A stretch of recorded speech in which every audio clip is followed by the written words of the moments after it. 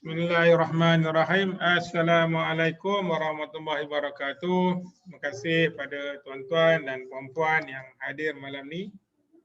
Dengar suara saya, Akmal? Dengar. Okey, insyaAllah malam ni dapat kita jumpa lagi dalam sesi bersama dengan Cik Puan Izzah kita, insyaAllah. Terima kasih kepada semua. Sebelum kita mulakan, eloklah kita mulakan dengan baca umum kitab Al-Fatihah. A'udzubillahiminasyaitonirrajim. Bismillahirrahmanirrahim. Alhamdulillahirabbil alamin. Arrahmanirrahim. Maliki yaumiddin. Iyyaka na'budu wa iyyaka nasta'in. Ihdinas siratal mustaqim. Siratal ladzina an'amta 'alaihim ghairil maghdubi 'alaihim waladdallin. Amin. Ya, alhamdulillah malam ni dapat kita jumpa lagi untuk malam keempat sebenarnya untuk kita share. Malam ni topik dia best sikit lah, beza closing rumah kecil dengan rumah juta-juta, insyaAllah. Yang mana belum on video tu mintalah on video supaya kita nampak lebih semangat sikit. Speaker kita pun dah ready tu, nanti boleh bercakap. Sebab apa pasal on video ni supaya kita nak nampak keseriusan kita lah. Setiap malam saya cakap benda yang sama, kita serius nak gain ilmu lah, kan. Jadi kalau tidak macam cakap seorang-seorang ni, bila buka video nampak Zamri, nampak Akmal, nampak Amin, nampak Abang Zul Nordin, nampak Fairuz Noh, nampaklah sikit nak bercakap tu. Kadang nampak nama je, saya dah tutup dah kan. Nanti nampak muka ni, alhamdulillah. Sebenarnya apa yang kita nak kongsi setiap malam ni, kita nak buat sepanjang PKP ni, kita nak, purpose kita macam saya cakap selalu, kita nak bantu supaya ejen-ejen kita mampu buat jualan. Itu pasal saya setiap malam saya bawa $1 million agent. Yang saya bawa ni bukan ejen-ejen yang kaling-kaling ni. Saya bawa ni ejen-ejen yang memang proven, ada segi teori dan praktikal, mereka dah berjaya untuk capai income juta-juta. Sebab apa? Semua dalam ni ada matlamat. Siapa ada matlamat boleh komen, nak confirm tak ada matlamat, saya ada matlamat, Cik Mat cuba cakap. Kita semua orang ada matlamat. Apa yang kita matang malam ni sebenarnya kita ada matlamat yang jelas lah. Matlamat kita apa? Matlamat kita untuk jadi dalam konsep pejat tanah, kita nak jadi ejen yang berjaya. Jadi matlamat kita nak jadi ejen yang berjaya. Bila kita ada matlamat, dia perlu disusuli dengan tindakan.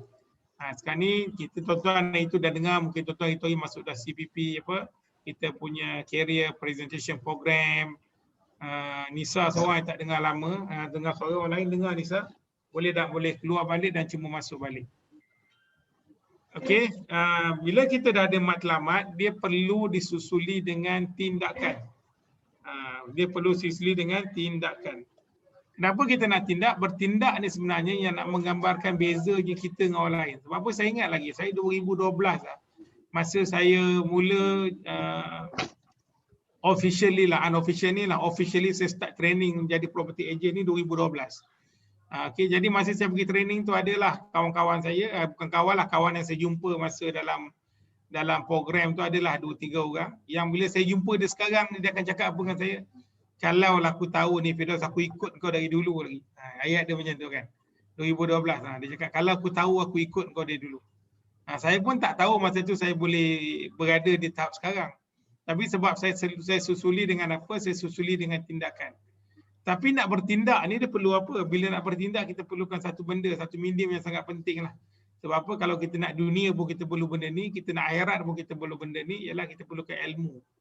Ni malam ni sharing sebenarnya, setiap malam ni kita sharing ni sampai dalam 14 bulan sampai PKP sampai 14 kan, kalau sambung sampai 28 bulan lah kita cari speaker-speaker untuk buat perkongsian. Kita nak perlu apa? Perlukan ilmu. Malam ni kita nak share mengenai ilmu. Ilmu untuk macam mana Izzah, Cik Puan Izzah kita ni able untuk tukar kerjaya dan macam mana dia boleh jual rumah juta-juta. Dan bila kita ada ilmu, orang yang berilmu bertindak dengan orang yang tak ada ilmu bertindak, lain tindakan dia. Dan bila kita ada ilmu, bila kita dah mula matlamat, kita dah ada tindakan, kita ada ilmu, dia akan datang berikutnya ada dalam bentuk cabaran. Cabaran ni sebenarnya, ini yang banyak orang kecundang. Banyak orang lah dalam real kehidupan, termasuklah malam ni kita konsep untuk orang jadi ejen. Bila cabaran ni datang, dia akan ramai orang yang, bandinglah saya dah latih lebih 5,000 ejen tanah. Okay, kalau yang tinggal sekarang lebih kurang dalam 500 orang je. Lagi 4,500 tu hilang dah. Mungkin dia tenggelam dengan apa? Tenggelam dengan cabaran-cabaran yang datang sebagai ejen tanah.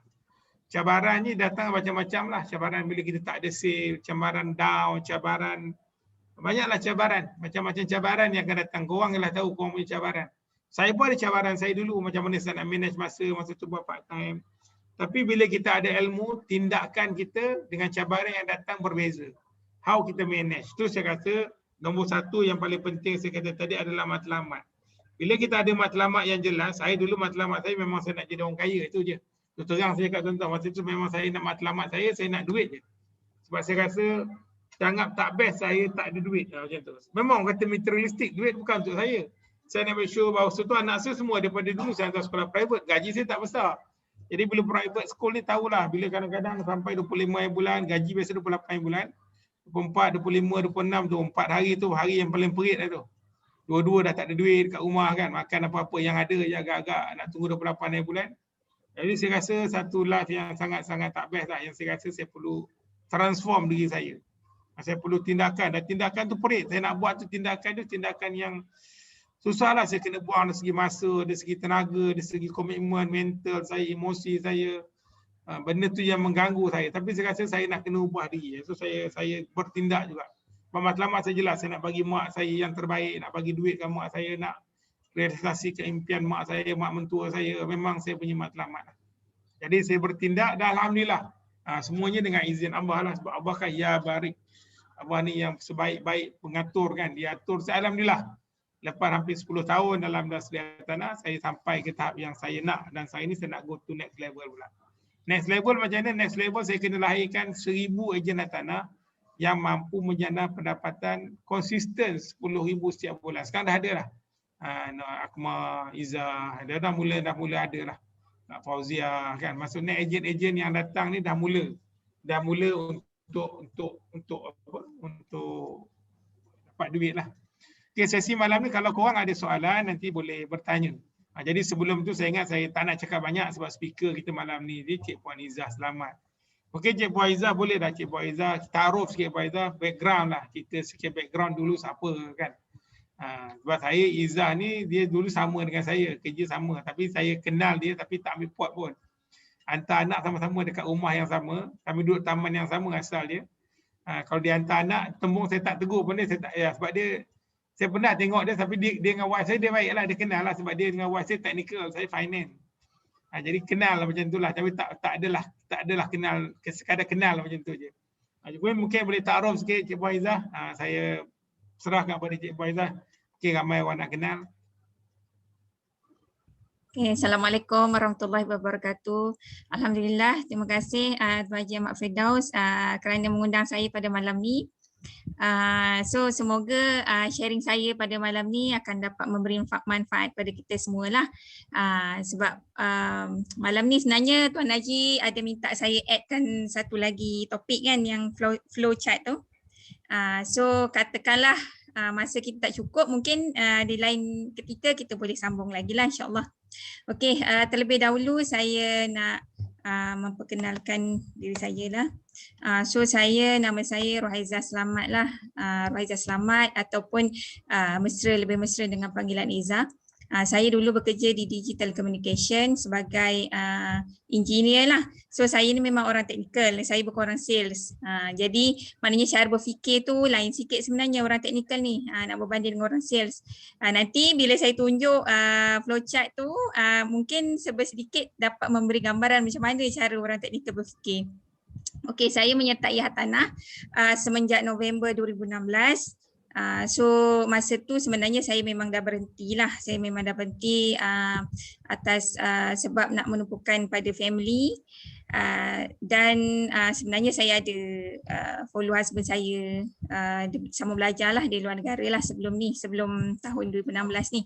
So alhamdulillah sekarang ni dah masuk tahun kelima. Alhamdulillah ada juga tersenarai sebagai $1 million agent kalau nak diikutkan daripada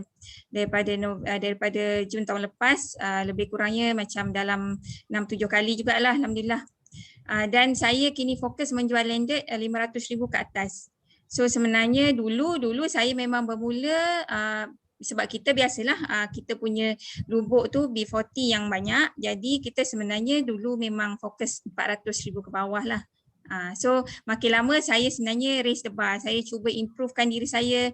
Saya boleh kata maknanya bila kita limitkan kita punya range tu, nak tak nak maknanya kita kena carilah listing yang berharga dengan jumlah tersebut kan.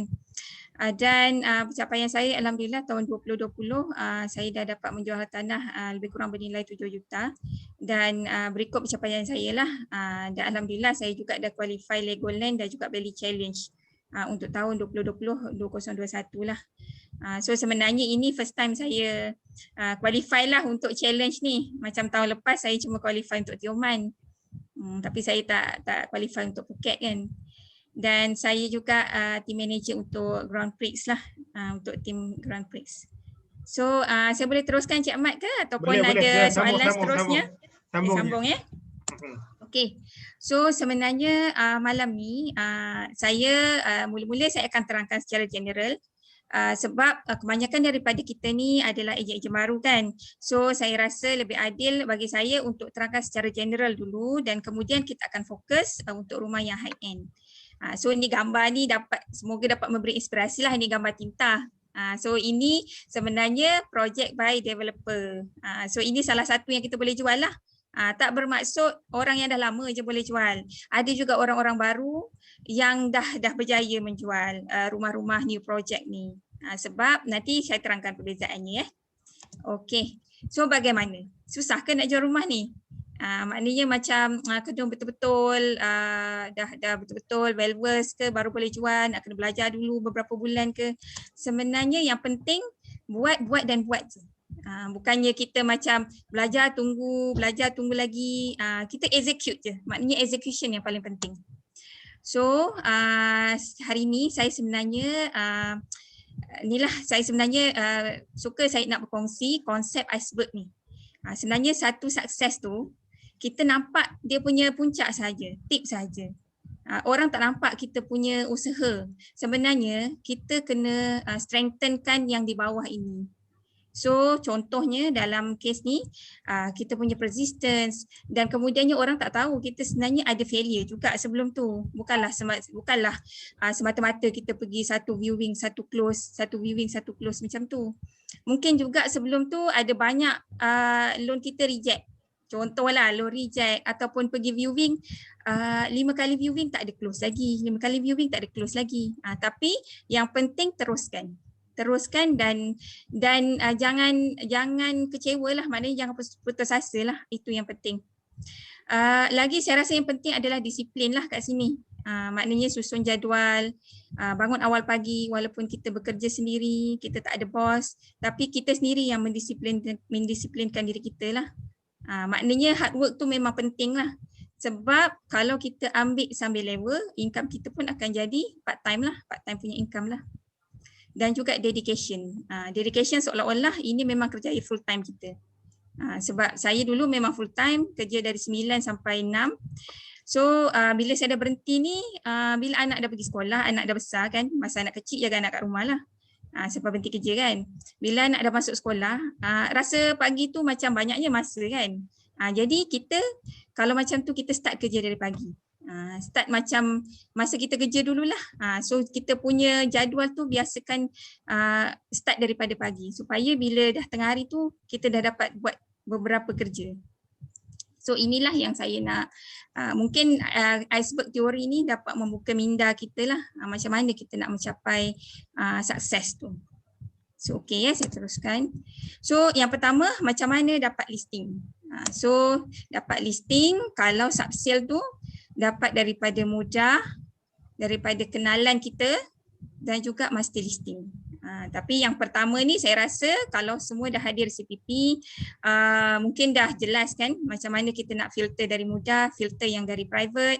Boleh jadi yang private ni adalah broker ataupun owner, boleh tanya, boleh maknanya inilah contact owner tersebut dan juga tanyalah. dan minta izin untuk kita jualkan listing tu. Yang kedua dari kenalan, macam sharing Abang Niel kan, dua malam lepas, dia memang banyak dari kenalan. So yang ni kita build rapport lah dengan orang satu taman, dengan orang yang tempat kita tinggal, ataupun kalau ada majlis-majlis di masjid atau surau, join sekali. Dan ini maknanya kenalan ni daripada circle of friends kita lah, mungkin juga kawan lama kita. Kemudiannya dari master listing. Tapi master listing ni sesiapa yang betul-betul berminat nanti boleh tanya leader masing-masing lah. Sebenarnya ini adalah list rumah-rumah yang dijual, maksudnya owner yang membeli sesuatu projek tu lah. Kalau nak beli tu maknanya kita beli daripada seseorang lah. Macam tu. Tapi yang ini kena hati-hati sikit lah, maknanya cara kita approach owner tu kita kena be sensitif juga dengan PDPA untuk master listing. Okey, so saya sendiri cari listing dengan 3 konsep ni. Tapi walaupun saya katakanlah saya jual rumah alam impian, saya tetap juga cari dekat mudah. Maksudnya saya memang tak meremehkan mudah ni. Saya memang sangat-sangat memaksimumkan medium online. Sama ada saya cari listing ataupun saya iklan. Okey, so sekarang kita tengok dengan lebih lanjut ya. Ini untuk ejen baru supaya macam kalau katakan saya sebenarnya tak faham lah, saya serabut lah macam mana sebenarnya nak start jual rumah. So okey, ada 2 jenis, satu projek baru dan satu subsale. Untuk projek baru sebenarnya untuk ejen baru lebih mudah sebab listingnya dah tersedia. Kita ada lebih kurang 35 hingga 40 projek yang anda boleh pilih. Just pilih dari list tu, dah masuk ke dalam grup tu, klik dekat ke atas tu Google Drive, semuanya ada kat dalam tu. So kalau ada soalan tanya je project manager. Yang penting fahami projek, ini cara saya lah, saya fahami projek. Saya tak ambil semua. Saya cuma buat Shah Alam saja. Shah Alam, Subang Jaya sikit, Putra Heights sikit. Kelang pun adalah, tapi saya tak pergi jauh-jauh sebab saya memang tak suka drive jauh. Jadi saya memang dari satu, kalau kita pilih yang jauh sangat, kita susah nak pergi banyak tempat dalam masa satu hari. So kalau betul-betul lah tak ada PKP kan, kalau boleh kita nak maksimumkan satu hari viewing, katakan 5 hingga 6 viewing. So kalau kita pilih yang jauh-jauh, maknanya benda tu jadi satu obstacle bagi kita. Kita nak pergi katakan Puncak Alam, lepas tu nak pergi ke Semenyih. Semua tu macam jadi satu macam bebanan pula lah kan. Jadi pada saya lah, saya memang pilih yang memang area Shah Alam, memang kebanyakannya Shah Alam, walaupun listing kod A, saya tetap kod A dan saya iklankan. Shah Alam, Subang, Kelang. Yang dekat-dekat je. Okey, so kalau satu projek tu saya lebih suka fahami dan juga fahami layout satu-satu rumah tu. Sebab benda ni nanti saya terangkan dalam salah satu slide. Benda ni ada hubung kait dengan kehendak buyer tu, keperluan buyer tu sendiri. Kalau kita tak faham, macam mana kita nak matchingkan type yang mana dengan buyer yang mana. So okey, yang penting kalau projek baru, print sales kit. Sales kit tu ada nama dia kat situ, sales kit. Jadi kat situ ada gambar, ada keterangan projek, ada layout dalam satu taman tu, unit A 1, 2, 3 macam tu kan. Kemudiannya saya akan laminate pelan unit. Ini macam dalam satu taman tu, pelan unit menghadap mana, jalan mana, supaya orang tu tahu. Bila dia tengok, dia nak pilih unit mana lah. Ini laminate dan juga list harga saya laminate, 2 ni. Yang atas semua tu kalau nak jimat duit, print je masuk dalam clear folder. Macam tu lah. Itu cara saya lah. Mungkin anda ada cara lebih baik kan. Okey. Kemudiannya apa kelebihan projek baru? Depositnya rendah, 1,000, 5,000, 10,000. So bagi buyer-buyer yang memang low entry, dia nak low entry, dia kata saya tak nak lah keluar duit banyak ataupun saya memang tak ada duit nak buat deposit 10,000. So projek baru memang sesuai bagi buyer yang macam ni. Okey, yang kedua subsale. Subsale ni maksudnya rumah second hand lah, rumah yang dah ada owner. Okey, apa yang kita perlu buat? Kita perlu cari listing. Saya sebenarnya di-train dengan subsale. Sebenarnya saya ni macam sebab masa saya masuk dulu, projek baru tak ada. Projek baru tak ada, kemudian masuk sikit-sikit tapi lately ni saja. Okey, so yang pertama perlu cari listing. Macam mana nak cari listing? Yang 3 tadilah. Dekat mudah, dekat kenalan, sama ada kenalan ataupun yang ketiga master listing lah. Okey, lepas tu dah jumpa listing, buat inspection, iklankan kemudian buat viewing, tapi ini perlu deposit 10%. 10% ni 3.14% cash, kemudiannya sewaktu SPA boleh jadi 6.82% tu cash plus kita beli SPA account 2 lah. Okey so saya tunjukkan lebih lanjut Ini 7 steps of closing ni. Ini Cik Ahmad lah. Cik Ahmad minta saya share kembali. Benda ni saya buat saya rasa tahun 2017 Cik Ahmad ataupun 2018. Masa tu kami yang management TSH ni ada discuss lah tentang perkara ni. Dan sebenarnya lagi terang kalau kita terangkan steps ni dalam bentuk macam ni lah flowchart. Okey. Boleh undo lah Izzah. Undo je. Saya nak ambil gambar je. Undo. Yang mana? Ini. Tadi yang 7 closing tadi tu. Okey, ni. Okey dah okey. Next. Okey, next. Okey, sebenarnya ini kalau dari segi orang teknikal cara dia berfikir macam ni. Ini cara saya berfikir dulu. Maknanya satu benda tu mesti ada logiknya, mesti ada flow-nya dan setiap kotak ni sebenarnya ada makna-maknanya tersendirilah. Tapi saya rasa hari ni kita terangkan kita macam ni lah. Kalau kata orang tu baru, saya tak tahulah nak start dari mana. Start dari atas ni, yang bulat ni. Okey, start daripada start ni, sekejap saya pindahkan. Okey, yang pertama kita cari listing lah. Jadi kita tadi ada dua ni kan, satu subsale, satu undercon kan. So kalau contohnya subsale, kita cari listing lah dari mudah contohnya.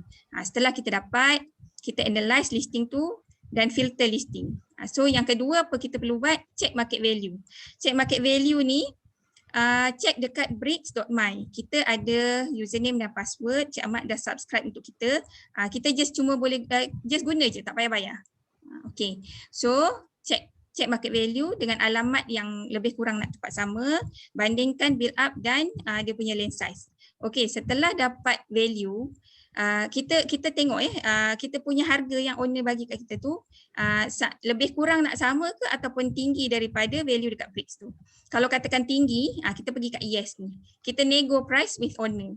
Sebab kita terangkanlah kalau dia terus macam tu, maksudnya buyer cuma boleh dapat 90% daripada harga market value. So dari mana buyer nak korek kelebihan cash untuk top upkan harga rumah tu kan. So susahlah dia nak cari buyer kan. Okay, so kalau tak bukan di atas market value, maknanya sama dengan market value ataupun di bawah, kita boleh teruskan cari listing, create listing, maknanya pergi ambil gambar ataupun owner bagi gambar, tengok property description ataupun ambil video. So video ni pun membantulah lebih-lebih lagi pada waktu sekarang ni lah, pada waktu PKP kan. Okay, so yang pertama ini sebenarnya beberapa step yang kita boleh ambil lah. Okay, yang pertama kita hantar kepada kita punya existing buyer. Maksudnya kita send. Yang lebih mudah guna WhatsApp lah. Tapi kalau katakan ada email, dia bolehlah email.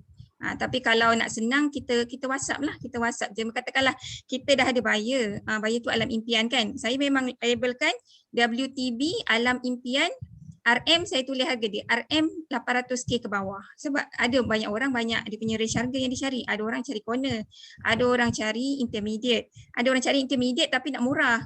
Murah maknanya 700,000 Alam Impian. Susah sikit tu kan. So kita tahu keperluan dia, kehendak dia tu. Okey. Bila dah dapat ni kita WhatsAppkan dia. Mungkin juga dulu dia tak mampu, sekarang dia dah mampu. Mungkin dulu si Kristi ada isu sikit, sekarang dia dah clear kan. So sebenarnya saya pun ada dapat daripada repeat buyer lah. Bukan repeat, return. Maksudnya dulu dia pernah tanya tapi dulu dia tak proceed sebab ada masalah tertentu. Kemudian bila kali kedua kita ni hubungan dia tu, dia jadi beli. Okey. Lepas dah broadcast ni, kita post kepada classified pada ni lah, Moda, iProperty, Guru dan lain-lain lagi lah. Pada saya memang fully upload, fully utilize medium, 3 medium ni. Saya sejujurnya saya memang spend banyak untuk 3 medium ni. Saya tahun 2020 tahun lepas, saya memang all out untuk iklan lebih daripada tahun yang sebelumnya lah. Tapi tak apa, sebab kos tu kita boleh tolak dalam income tax. Okay, so kemudian upload lah, ads uploaded. So yang kedua, Yang kedua, kita tengok sini ya, dia flow ke bawah lagi. Kita broadcast melalui WhatsApp dan Telegram. Kalau dia ada Telegram, kita bolehlah WhatsApp kan. Boleh send lah pada dia. Lepas tu kalau QA kita boleh send jugalah. Dan juga kita pun boleh create satu Telegram channel. Maksudnya dalam Telegram channel tu kita create satu untuk buyer, satu lagi khas untuk QA. Yang untuk buyer masuk tu kita masukkan sekali kita punya QA punya listing dalam tu. Kalau yang kalau saya asingkan dua, above 1 million dengan below 1 million lah. So maksudnya kalau QA tu QA masuk, so dia boleh cari jugalah dalam satu Telegram channel tu. So asingkan, satu untuk QA, satu untuk buyer. Okey, kemudian apa lagi kita boleh buat? Kita boleh join juga MGN group. Kat sana ada banyaklah ejen-ejen daripada agensi lain yang kita boleh maknanya bertukar-tukar listing lah. Okey, kemudiannya boleh upload di Facebook personal juga. Maknanya kita buat positioning dekat kita punya Facebook tu, aktiviti kita pergi mana. So listing tu boleh juga kita upload secara ringkas lah dalam Facebook personal dan juga buat broadcast lah dekat grup-grup. So kalau yang ni saya rasa lebih sesuai untuk rumah yang berharga 400,000 ke bawah lah. Sebab rumah-rumah yang high end tu susah sikit nak cari buyer di medium Facebook ni. Ada tu ada. Memang betul ada orang buat Facebook ads. Tapi kebanyakan dia saya rasa dia lagi suka cari dekat macam iProperty ataupun Property Guru ataupun mudah. Okey, kalau ada panggilan untuk view, yes kita pergi viewing. Kalau close kita kiranya sukses lah. Okey, kita pergi kat segitiga tu kan. Kalau tak close, kita revisit, kita tengok balik konten dia. Adakah harga tu terlalu tinggi? Adakah gambar kita tak cantik? Kita modify balik. Okey Kalau modify, kalau nak modify, naik atas balik lah, ulang balik lah proses tu. Kalau tak payah modify, maksudnya kita revisit content of listing lah. Kemudian modification done, kalau yes naik atas balik, kalau no kita repost sajalah. Itu yang dekat Property Guru ataupun dekat iProperty ataupun kat Mudah tu ada repost ataupun republish kan. So kita repost balik. Macam itulah seterusnya. Maksudnya setiap hari tu bukan hanya listing baru, kita boleh upload semula lah listing-listing kita yang lama. So inilah 7 steps of closing lah sebenarnya. Tapi mungkin bagi setengah orang benda ni dia tak boleh nak, tak ngam lah cara tengok kotak-kotak ni kan. Tapi pada saya benda ni lagi jelas lah. So okey ya, saya move pada step seterusnya. Okey, ini saya pernah share dulu. Ini sebenarnya apa yang saya praktis lah. So sebenarnya dari segi spiritual, yang pertama kita jaga hubungan kita dengan Tuhan, dengan Allah, jaga hubungan kita dengan manusia lah. So solat fardu tu memang kalau boleh lah, so sedaya upaya kita solat awal waktu, sembahyang duha, kemudian sembahyang tahajud. Tahajud ni pun saya pun masih lagi belajar lah, maksudnya untuk bangun awal kan. Kemudian biasakan sedekah dan zakat. Zakat ni sebenarnya memang mudah sangat sebab boleh buat dengan Maybank to You. So kalau buka Maybank to You tu, sebenarnya kita just klik pay tu, terus ke zakat tu, dia kan kalau hujung tahun kita pergi kat zakat, dia memang dah ada dari rekod kita. So jangan risaulah sebab kita kata macam senangnya dia tak minta pun apa IC kita ke apa ke, sebenarnya dia punya database tu dah link dah. Okey, dan sedekah ni biasakan konsisten walaupun sikit-sikit. Sebab biasalah kita pun ada setengah orang kan baru bermula. So kalau tak banyak sikit pun jadilah. Kemudian biasakan baca Al-Quran. Kalau macam kita kan, kita macam pagi ataupun waktu maghrib, dan juga join ni lah macam saya just join aja tadarus dekat tempat saya tinggal ni lah. Walaupun saya sebenarnya masa mula-mula saya tak kenal lah siapa kan. Kita just join je. Memanglah kebanyakannya orang yang dah berusia kan, tapi tak apalah, kita lah belajar kan. Kita dapatlah belajar dengan orang yang lebih berpengalaman. Okey, strategi saya bilangan listing, saya memang buatkan KPI 5 listing sehari. Tak kisahlah sendiri ataupun QA. QA pun QA lah. QA pun saya upload juga. Sebab saya dah limitkan, saya memang nak mencari yang 500,000 ke atas. Sebab kalau saya cari pun mungkin saya tak mampu nak sediakan 5 listing sehari. So saya kalau orang yang memang listing dia tu macam match dengan saya punya kriteria tu, saya just upload je. Saya tak kisahlah saya belanja tu untuk dia kan. Mana tahu saya dah up, tiba-tiba dia dah jual. So pada saya itu tak apa. Itu satu investment. Okey, kemudian ini yang saya buat sendirilah. Tadi tu secara general kan. Saya upload kat Mudah, Property Guru dengan iProperty. So 3 ni saya memang maximize. Sebenarnya mudah ni, dia mudah nak top up tapi dia paling mahal. Kita boleh top up 50 tapi sebenarnya tu paling mahal. Property Guru pada saya ni paling murah. Dan iProperty ni sedang-sedang lah. So maksudnya walaupun subscription Property Guru dan iProperty ni sekali subscribe tu mahal, tapi kalau divide by 1 year tu dia lagi murah daripada mudah. Mudah ni kalau orang yang hanyut, kita kena kontrol lah. Maksudnya sebulan katakan kita nak spend 500. Spend 500 je lah. Kalau habis tu kita upload lah dekat yang 2 lagi ni. Kalau saya maksudnya kalau tak jaga, kalau mudah ni memang senang lah nak ni. Jadi pada saya kalau awal-awal nak start dengan sikit-sikit boleh subscribe mudah. Tapi kalau nak yang paling murah boleh subscribe Property Guru lah ataupun boleh kongsi lah. Okey, kemudian saya fokus listing 500,000 ke atas. Saya mula dengan 500,000 hingga 1 million, kemudian naik 1 million ke atas lah. Kemudian bila kita dah tengok respons, katakanlah listing tertentu, walaupun listing KOA, bila start orang tanya, dia kan link dengan WhatsApp. Bila dia masuk kan, bila tanya kita boleh perasan tahu. Maknanya listing ni sebenarnya on demand. Bila on demand, kita bump yang on demand. Sebab macam first saya notice dulu listing tu saya KOA dengan Muazzam 800,000 lepas PKP yang tahun lepas. Saya perasan walaupun dia 8 Glamary 800,000 walaupun kita rasa mahal, tapi sebenarnya saya perasan kenapa ramai sangat orang. Mula-mula dia 810 ke 820 lah harganya. Kenapa ramai orang query ni? Kemudian baru saya perasan, dia sebenarnya di bawah dari harga-harga unit lain kat situ. So saya pun paham lah, saya rasa saya bawa macam dalam 10 buyer juga. Rumah KOA pun rumah KOA lah kan. Dan alhamdulillah akhirnya saya close lah listing tu. So konsep tu saya guna pakai lah yang seterusnya. Maknanya kalau ada banyak query tu saya bump lah.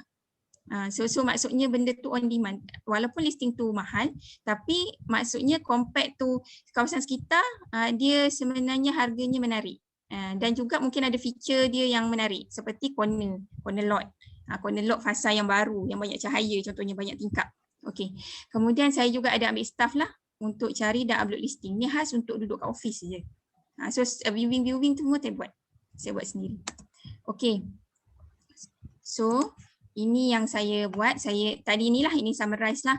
Saya iklan di Mudah, Property Guru, iProperty. Saya buat banner. Saya fokus lokasi dekat je yang kurang 30 minit. Saya KOA sebanyak mungkin di lokasi yang sama dan iklan. Kadang-kadang memang rasa macam membazir. Balik-balik orang ni juga yang saya iklan. Balik orang ni juga. Tapi sebenarnya benda tu dah proven lah. Alhamdulillah saya ada jual lah sebenarnya. KOA punya listing yang saya selalu iklankan tu.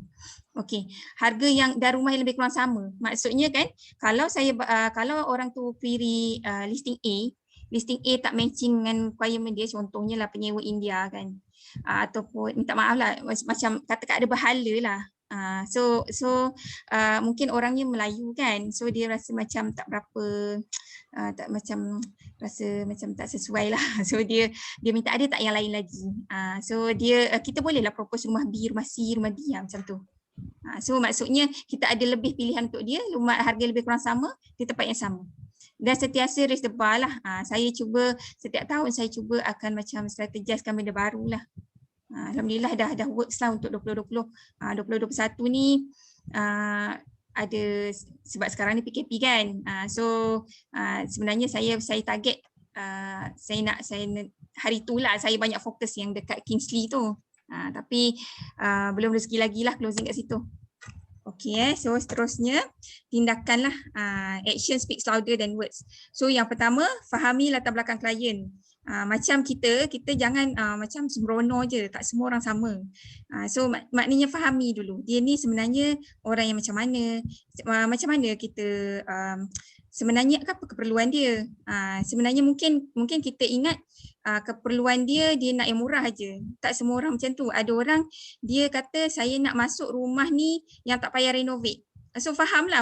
Jangan asyik bagi ini murah ni, ambil lah ni, yang ni murah ni bagus. Ini depan jalan ni, mungkin bukan itu keperluan dia. Keperluan dia kata dia dah tak payah reno lagi, masuk cuci kaki.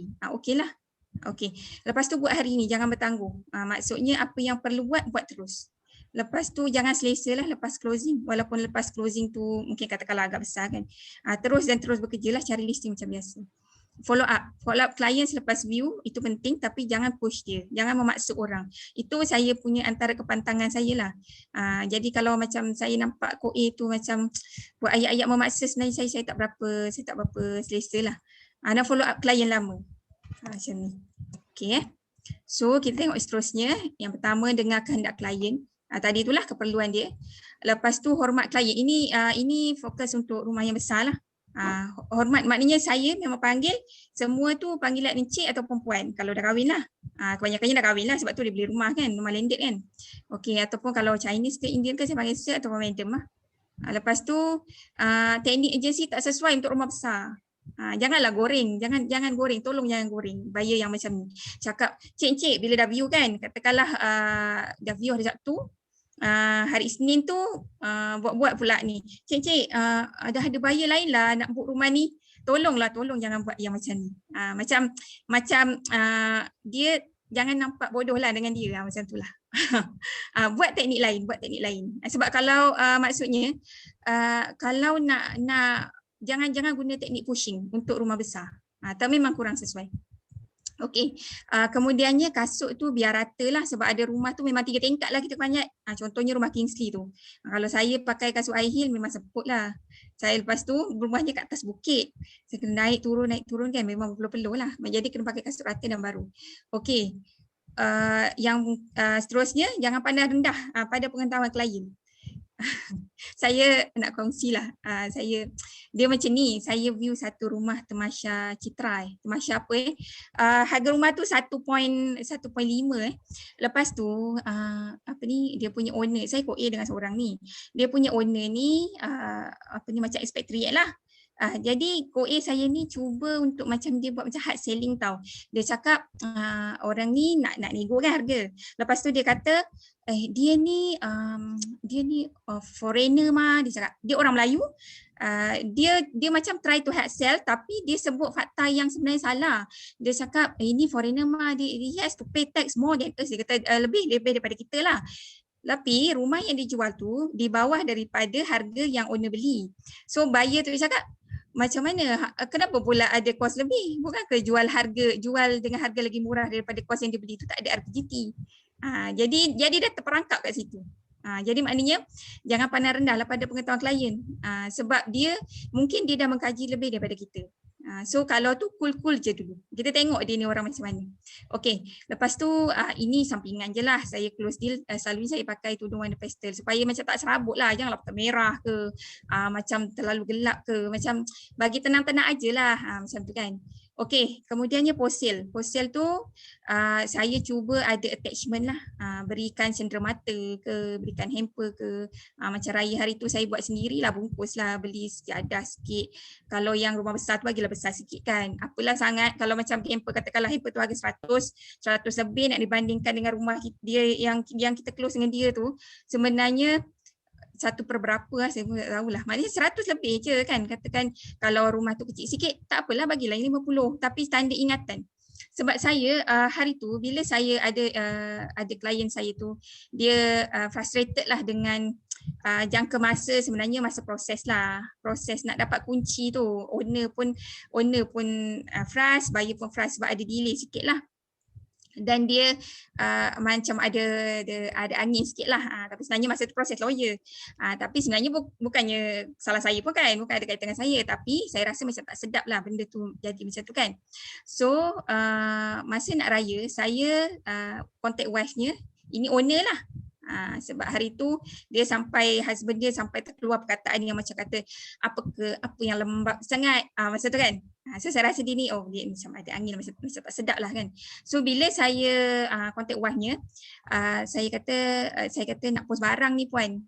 Saya pun post pergi Kajang kan, macam lusanya dia dapat lah. Lepas tu saya nampak wife-nya upload dekat WhatsApp status. Dia cakap, tak sangka lah jual rumah dapat sejadah dengan rehat, alhamdulillah dia tulis. So saya rasa macam tenangnya, alhamdulillah dia ni sebenarnya dah boleh lah memaafkan kan. Tak adalah macam walaupun benda tu dah dah lepas, kita dah claim, kita kata lantak nak marah-marah lah kan. Macam tak sedap lah kan. Jadi kita cuba akhiri benda tu dengan menjernihkan keadaan. Tapi yang itu satu dua je lah. Maknanya kalau boleh kita jangan buat sesuatu yang menimbulkan kemarahan orang lah. Kalau ada benda tak sedap tu, kita cuba luruskan, cuba iron out. Macam tu. Okey, so ini pelengkap lah, ini saya dah terangkan sebelum ni lah.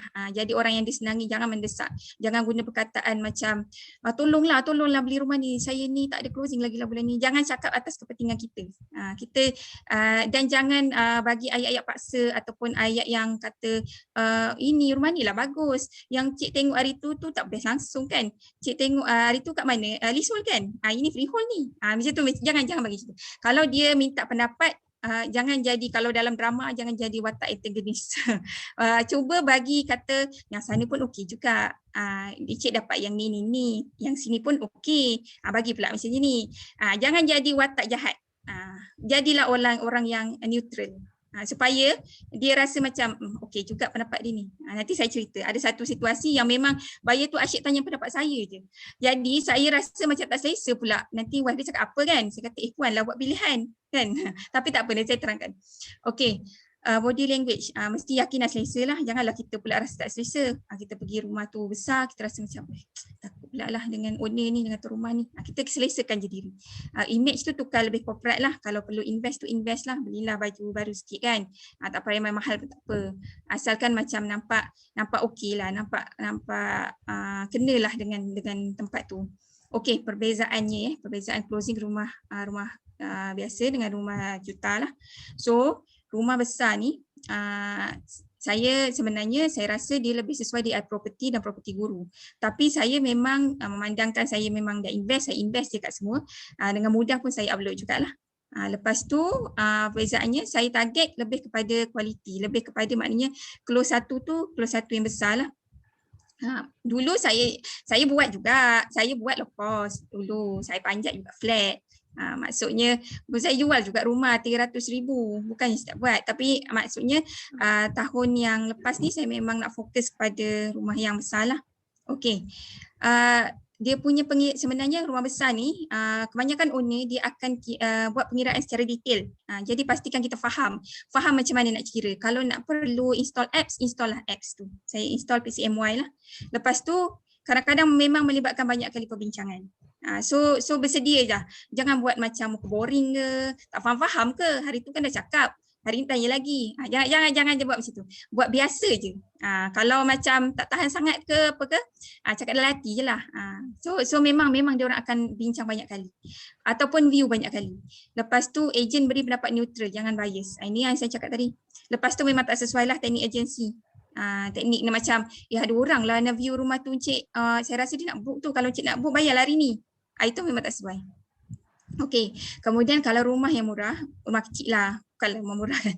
Okey, mungkin sesuai di FB dan juga di Mudah. Tapi kalau dah subscribe property guru tu, upload je lah kan, sebab hujung tahun memang tak habis-habisnya. Sebab memang banyak, kredit tu memang banyak. Okey, lepas tu kalau pilih rumah yang kecil, target kuantiti lah.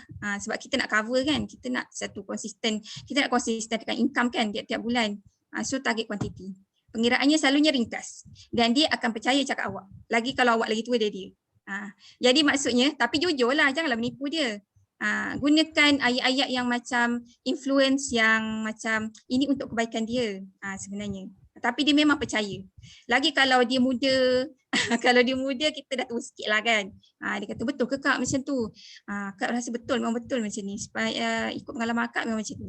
Kalau orang-orang yang pasangan muda, dia memang menaruh kepercayaan pada kita sebab dia memang tak ada pengalaman, dia tak tahu. Tapi janganlah jadi macam pagar-pagar makan padi kan, pegar ya. Jadi maksudnya yang jujur lah. Okey, perbincangan selalu ringkas, boleh guna teknik agensi. Yang ini boleh lah. Bolehlah cakap kalau dah lepas view tu hari Isnin ke Selasa ni cakap hari tu kan cik yang rumah kita tengok hari tu kan saya cuma nak inform je ni, ada ejen lain ada bawa buyer lah. Nanti dia macam ada gabra-gabra sikit lah kan. Okey, ejen boleh beli pendapat yang mendorong untuk buyer membeli. Yang ni bolehlah push sikit-sikit tapi jangan memaksa. Okey ya, ini perbezaannya lah. So apakah challenges? Challengesnya setakat ni lah yang cabaran closing rumah besar ni. Ada juga owner yang cerewet, banyak syarat, nanti saya cerita. Ataupun buyer business susahlah nak lulus loan. Hantar pada bank A, bank B, bank C, bank D dia baru lulus. Itu contohnya. Lepas tu jangan tanya income orang dan komitmen terang sangat. Pergi bawa view contohlah view Tinta, lepas tu tanya, Encik gaji Encik berapa ya sebulan? Oh, itu memang tak kurang beremal lah kan. Tanya tu macam secara tak langsung aja. Macam cakap, sebelum ni dah ada pernah jumpa mana-mana banker, macam tu. Mulakan dengan yang masuk sikit je, macam tu. Lepas tu selalunya viewing memang agak lama. Lama tu tak bermaksud satu sesi tu lama. Mungkin dia datang beberapa kali. Mungkin dia datang dengan family, mungkin dia datang sekali lagi, ada benda dia terlupa nak tengok jalan ke, nak tengok facing ke. Kena banyak sikit jalan lah. Okey, lepas tu soalan detail yang memerlukan beri pendapat. Masa ni lah saya kata beri pendapat tu bagi neutral. Jangan bias, jangan macam memburuk-burukkan orang lain ke, memburukkan tempat lain ke, macam tu. Lepas tu perlu kreatif dengan pengiraan sebab kebanyakannya memang nak suruh kita rancang untuk dia. Dia nak markup ke, dia ada cash banyak ni, dia nak buat apa ke macam tu. Dia nak buat renovation loan ke, sekarang boleh buat renovation loan ya dengan Maybank kalau affluent customer. Jadi itu nanti boleh tanya banker lah. Lepas tu ada juga kes saya tu loan dia Melayu, lelaki, tunang dia Chinese. Tapi masih bertunang. So ada bank tak terima. So, kalau Melayu dengan Melayu tak kisahlah kan sebab dia bukan minta surat nikah. Tapi ni dekat IC dia masih tulis agama asal. Tapi sebenarnya dia dah convert. So maknanya ada keraguan lah. Tapi ada yang kes ni saya lulus alhamdulillah dengan banker Cina lah. Okey So ada soalan ke ataupun kita soal dekat ujung nanti? Okey, ini saya pergi kepada teknikal Cik Ahmad, kita buka soalan sekarang ke ataupun kat hujung nanti? Boleh je. Sebab saya satu soalan tadi, sehingga Hazira aku dia tanya, apa peranan staf sebenarnya lah. Saya sebut, apa peranan staf yang Puan Izzah ambil tu, apa dia punya skop kerja Puan Izzah? Ataupun macam apakah skop kerja dan macam mana monitor staf ni? Okey, untuk staf, saya sebenarnya dulu saya susah nak cari masa nak konsisten upload yang saya kata tadi lah yang 5 sehari tu. So khas staf ni memang duduk di office, cari listing, upload listing. Kalau saya ada listing, saya forward je kat dia untuk dia upload. So dia upload dekat 3 medium.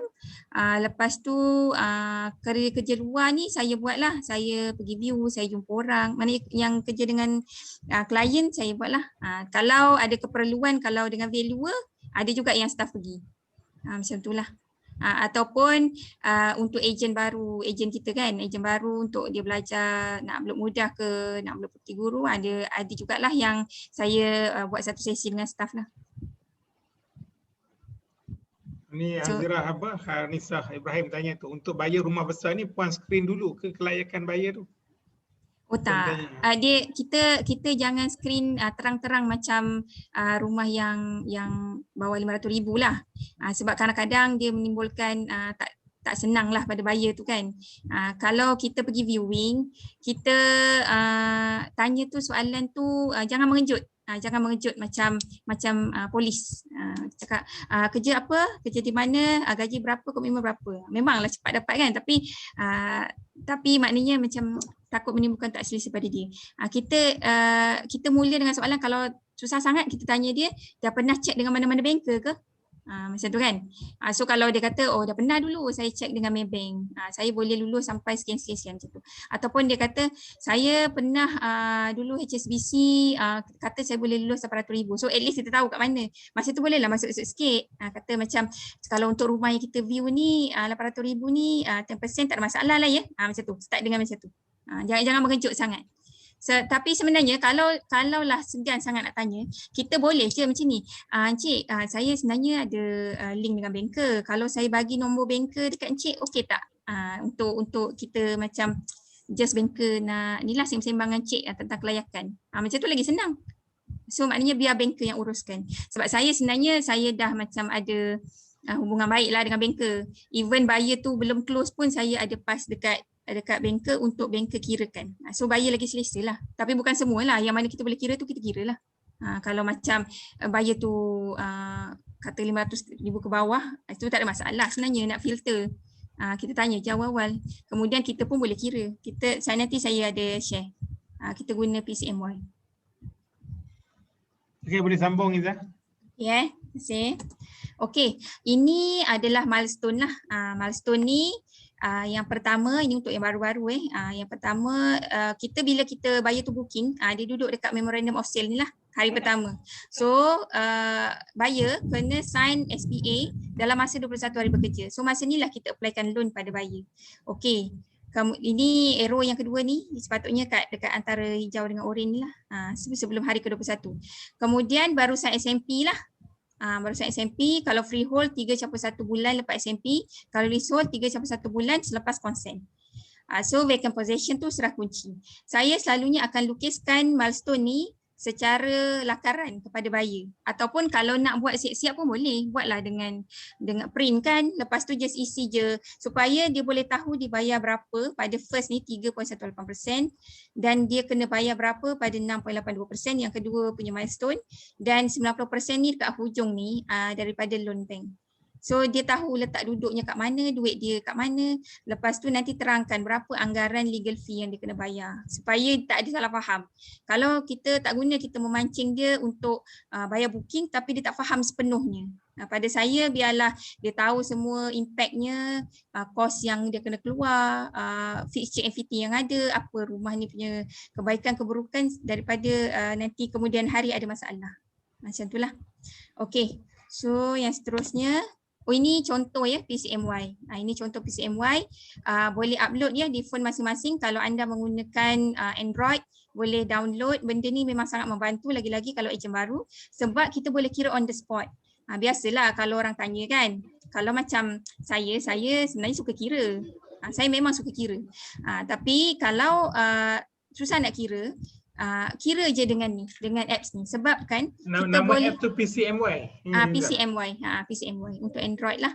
Kalau I guna iPhone, carilah apa-apa apps yang jadi loan calculator.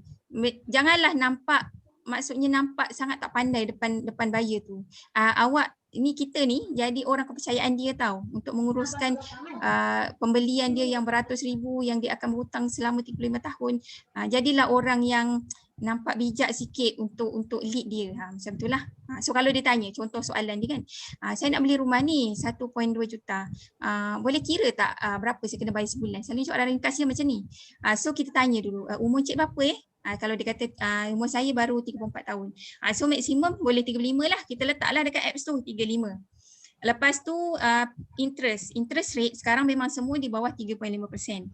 Even ada yang dapat 3.1, ada yang dapat 3.3. So letak kat situ tu bisa letak 3.5 dulu. Jangan janjikan yang best nanti dia dapat lagi tinggi kan. So kalau kata kat dia sekarang sebenarnya ada banyak lagi rendah tapi saya letak dulu 3.5%. Okey, purchase price ni ini contoh rumah tadi 1.2 juta. Loan amount ni 90% lah. Sebab rumah yang mahal ni memang tak adalah 100% loan. 100% loan selalunya hanya untuk di bawah 300,000. Ada juga yang 300 hingga 500,000 tapi very unlikely lah. Susah lah. Dia punya ada banyak syarat lagi ketat. Okey. Lepas tu kat bawah ni kita boleh bagi tahu dia secara anggaran berapakah legal fee yang dia perlu ada. Okey, yang 3 atas ni SPA legal fee disbursement dengan SPA MOT ni, ini adalah legal fee yang di bahagian legal fee dan MOT stamp duty di bahagian SPA. Yang di bawah tu loan legal fee disbursement dengan loan stamp duty ni adalah kos dia yang di bawah loan. Kalau di bawah loan, ada bank bagi 90 campur 5%. 5% tu akan cover valuation, loan agreement dan juga MRTT. Ada bank cuma cover MRTT 5% tu. So jelas, awak perlu jelas, kita perlu jelas bank mana yang kita nak apply, terangkan kat dia sebab tak semua cover contohnya loan agreement. Macam contoh public bank dia tak cover loan agreement. So buyer kena sediakan sendiri ya. Kalau public bank 5% tu akan cover MRTT saja. So maknanya tapi subjek tu dia punya kelayakan lah. Kalau kelayakan dia tak sampai, tak dapat lah kan. Itu maknanya kalau kelayakan dia masih ada, 90 campur 5%. So benda ni, apps ni akan membantu anda, ni macam taliah hayat lah semasa anda gabra. Ataupun semasa kita ni rasa nak cepat lah. Dia tanya, kalau ada buyer, dia tanya soalan bertubi-tubi. Dia kata katakanlah saya bayar lebih lah, saya ada dalam 20%. Cuba kira sebulan berapa? Kalau kita kira manual tak kegabra kan. Berapa nanti saya balik dulu saya kira, saya tanya banker. Tak best lah kan, macam tak best lah, macam betul ke dia ni boleh handle ni 1.2 juta kan. Maknanya macam kita sediakan jawapan tu, dia boleh jadi reverse question juga. Dia boleh jadi macam kata income saya macam ni, berapa maksimum saya boleh buat loan? Macam tu kan. So benda ni sebenarnya fahamkan dulu. Macam saya bermula dari fahamkan melalui kira-kira yang manual dululah. Tapi kalau macam dah macam nak cepat, boleh je install ni dan juga gunakan suatu viewing lah. So kalau dulu punya cara memang kali 200, tapi itu waktu interest rate 4% lah. So sekarang mungkin boleh tambahkan lah, maknanya 210 ke 220 macam tu. Tapi masih lagi kurang tepat lah. Kalau nak lagi tepat memang guna apps ni. So okey ya. Temu seterusnya. Ya Izzah, ada satu soalan saya ada tanya kan. Dia tanya apa? Mana soalan dia tadi? Dia kata puan ada tak close rumah mahal yang bukan Melayu? Ada dan alhamdulillah kes tu senang. Tapi betul lah Izzah, kan sebenarnya mindset je kan kita rasa Cina tak nak deal dengan kita. Sebenarnya kalau ikut realitinya, saya banyak je jual rumah Cina. Izzah macam mana Izzah? Ada, saya ada jual. Buyer ni dan sangat baik lah. Macam senang sangat lah. Dia nanti saya cerita, ada dalam case study ni. Dan juga saya pun pernah dengan owner Cina. Setakat ni semuanya baik-baik lah. Tak adalah kata-kata yang macam ni ke, bila dah jual owner tu sangat berterima kasih, kata minta maaf lah dia tak dapat bagi 3%, tapi dia bagi yang okey lah, bukan 2% lah, maksudnya 2.5 ke macam tu kan. So ada yang buyer tu, nanti saya ceritakan salah satu case study ni. Sangat baik lah, sangat senang. Saya rasa macam senangnya, padahal bila dia bagi payslip semua tu dan dia dah print dah siap, gajinya 18,000 tu, tapi dia langsung tak menunjukkan dia arrogant ke, dia datang view pun dengan seluar katok je, sependek je. Seluar takat lutut. So maknanya macam jangan risaulah, kita jangan macam kata apa bias lah dengan bangsa. Kita pun tak menduga lah, insya-Allah rezeki tu ada. Kadang-kadang ini memang betul rezeki datang depan pintu. Nanti saya cerita. Okey saya teruskan ya Cik Mat Okey, yang ini case study sebab kita nak bagi macam lagi terang lah. Okey ini laman Glamary, harga rumah 1.25 million. Return buyer dulu dia pernah check. 6 bulan lepas tu dia datang balik. Saya tengok dia ni muda sangat ni. Memang muda lah. Macam umur 30, awal 30-an, belum kahwin lagi. Nak beli rumah, satu point dia memang suka sangat rumah ni. Sebab rumah ni intercorner. Rumah ni maksudnya corner lot tapi sebelah tu ada rumah. Dia macam end lot tapi ada jalan lah kat tepinya. So ada banyak tingkap, memang bercahaya rumah tu. Dia kata dia suka sunlight banyak masuk rumah tu. Tapi sayangnya dulu kelayakan dia tak sampai. Dan dia check nak buat loan seorang lah, memang tak sampai lah sebab muda lagi walaupun dia post dia okey. So 6 bulan lepas tu dia return, dia tanya balik, ada lagi tak rumah tu? Dia nak minta checkkan, tapi kali ni combine dengan tunang dia. Tunang dia ni Chinese lah, ni yang saya cerita tadi. Bila combine dengan tunang, memang layak lah saya linkkan dia dengan banker. Saya linkkan dengan 2-3 banker lah. Lepas tu buyer tu view banyak kali. Ini antara cabarannya lah. Banyak kali bawa family kedua belah pihak. Dah macam raya lah kan. Bawa masuk, lepas tu kira ni, kira tu, memang kira lah. Kira layan, kira. Lepas tu kelayakan dia cukup joint loan, tapi cash dia tu tak cukup. Tapi di pihak saya koe ni, di pihak owner sangat-sangat cerewet, sangat banyak syarat, deposit yang dia minta berubah-ubah, memang boleh angin lah orang kata kan. Tapi mujur buyer tu sabar. Lepas tu draft MOS sampai saya kena melibatkan lawyer. Maksudnya minta lawyer draftkan MOS punya amendment sebab dah terlalu serius. So mujurlah kita ada hubungan baik dengan lawyer kan. So saya minta tolong, boleh tak ni buyer pun link dengan lawyer. Walaupun masa tu loan apply pun nak ikutkan lawyer, kalau nak ikut dia tak terkonfirm dia dapat job ni kan. Mujurlah lawyer tolong. Okey, lepas tu bila loan dah approve, dia ada ke pernah owner minta kopi letter offer loan daripada buyer? Dia tak ada hak sebenarnya nak minta kopi tu kan. Lawyer pun cakap dia tak ada hak, tapi dia insist juga sebab dia kata dia tak percaya. Dia kata dia bagi masa 14 hari. Kita punya 21 hari kan. So dia bagi masa 14 hari. So masa tu memang cabaran lah. Memang terkejar-kejar lah. So dia masa 14 hari mesti lulus loan. 10% pula dia nak dalam masa 30 hari. So maksudnya semuanya lagi singkat daripada yang yang pertama dia persetujui hari itulah.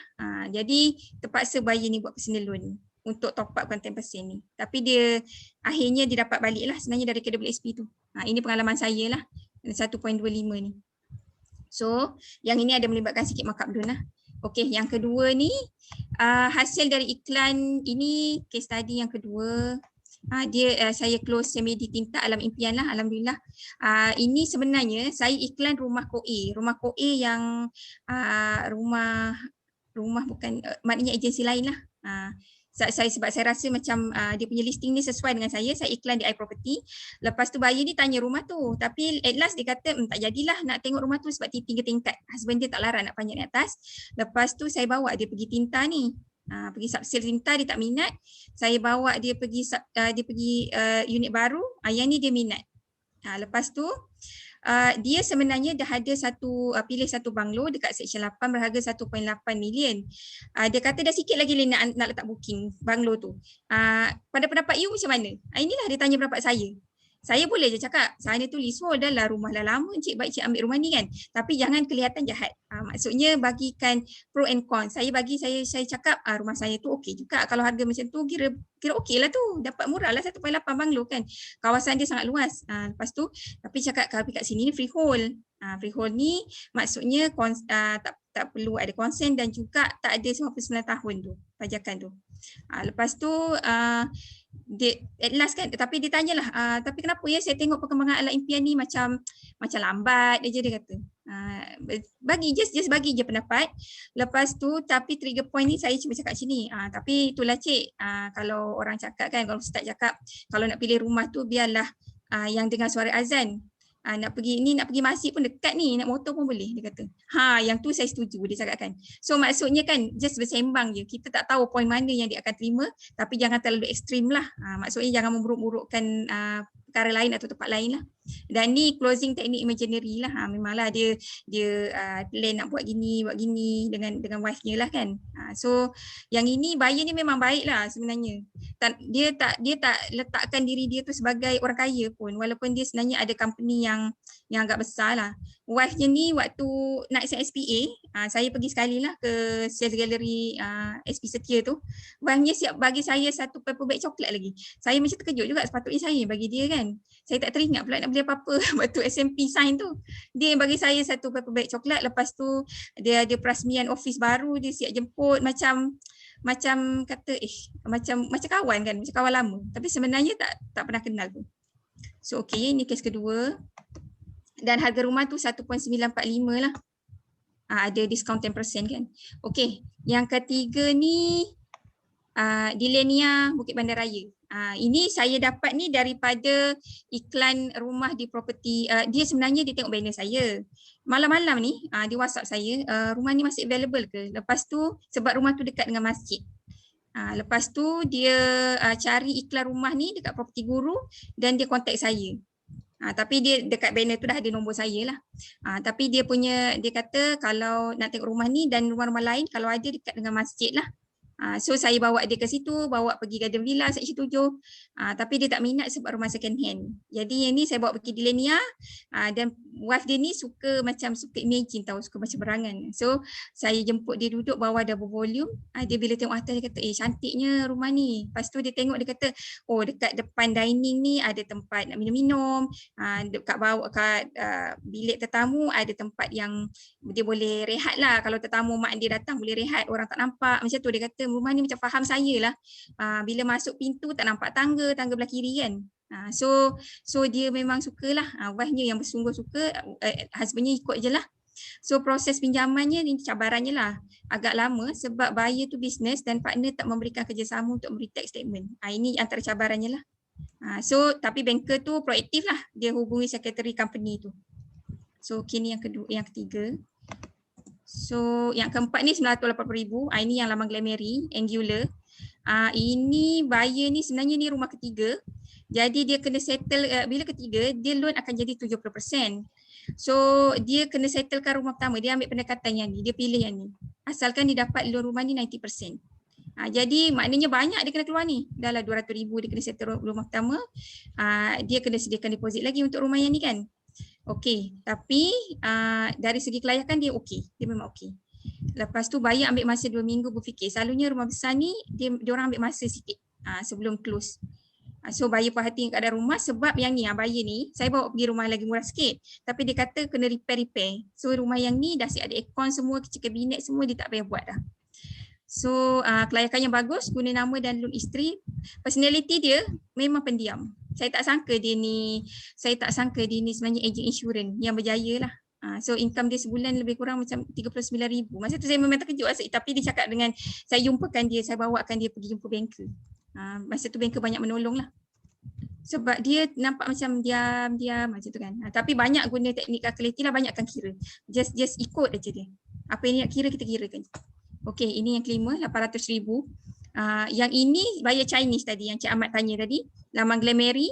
Buyer buat harga rumah ni 800,000 tapi sebenarnya Maybank dia ada bagi renovation loan. Dan asalkan dia ni affluent customer. Affluent customer maksudnya dia ada simpanan 250,000 dekat Maybank lah. So dia dapat buat renovation loan ni, dia memang happy lah dengan loan ni. Lepas tu appointment ni dengan buyer lain, tapi buyer ni kebetulan lalu depan rumah, dia tengah ronda-ronda dalam Glamary ni. So dia kata nak tengok, saya bawa je lah masuk kan. Tapi dia yang close ni rumah kedua lah, rumah yang lepas tu. Buyer memang buat keputusan on the spot, ini memang teknik straightforward. Ini guna satu nama. Inilah yang saya cerita tadi, yang Cik Ahmad tanya tadi, buyer ini buyer Chinese. Memang mudah sangat alhamdulillah. Memang macam Allah turunkan rezeki tu, kebetulan kita jumpa depan rumah. Masa tu saya tengah tunggu buyer yang satu lagi. Okay, ini alam impian lah. Ini cash buyer. Ini macam umur dia orang ni dah 55 lah. Dia dah keluarkan KWSP tapi husband masih bekerja. Bapa masih bekerja. Cash buyer. Dia sangat familiar dengan alam impian. Viewing memang basah-basah lah hujan lebat. Dia buat keputusan minggu yang sama. View hanya satu rumah. Dia proceed sebab rumah ni yang paling murah yang pernah di view kat alam impian. Guna nama isteri. Ini family man. Ini memang dia letak nama wife. Walaupun dia pun ada menyumbang sekali sebab anak dia semua perempuan kan. So memang macam dia memang family man lah ni. Teknik straightforward. Okay, seterusnya ni Bukit Bandar Raya 530,000. Ini harga biasalah. Return buyer sebelum ni low reject AKPK record. Jadi buyer langsai hutang 90,000, lepas tu dia kembali lagi cari rumah lain. Asalnya dia book section 19 tapi low reject.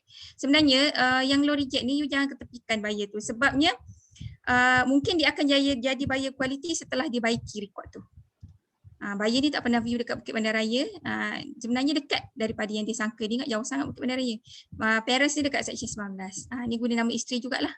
Sebab suami dia state gaji tak boleh submit joint loan. Ada masalah sikit lah.